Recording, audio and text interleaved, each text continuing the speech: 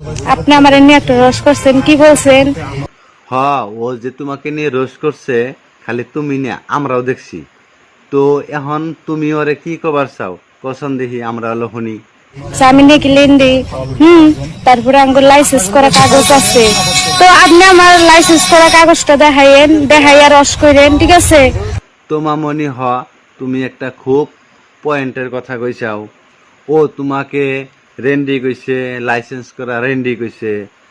তো তুমি এখন লাইসেন্সটা দেখবার নিকে চাও, তাহলে দেখো।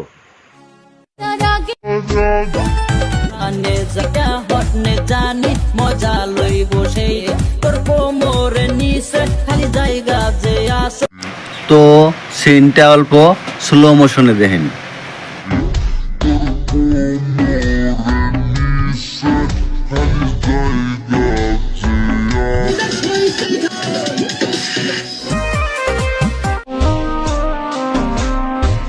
তোমামনি এই ভিডিও বা এই সিন দেখার পরে আমরা ভাবি আর লাইসেন্সের দরকার পড়বো না। তোমার এর থেকে বড় লাইসেন্স আর লাগবো না। হ্যাঁ, একটা মানুষ যদি চোর করে বা ডাকাতি করে, তার ওগুলো প্রথমে শাস্তি দেয় না, তার বুঝায়। এই কথাটা তুমি ঠিকই কইছাও। ও তোমাকে কোয়া লাগছিল যে, বোন তুমি এই ধরনের নোংরামি ভিডিও আর কইরো না, এই ধরনের খারাপ খারাপ ড্রেস পইরো না। আমরা সোশ্যাল মিডিয়া চালাই, আমরা দেখি, আমাদের শরম করে, এই ধরনের করে কোয়া লাগছিল। কিন্তু ওর পক্ষে ঠেকা পড়ছে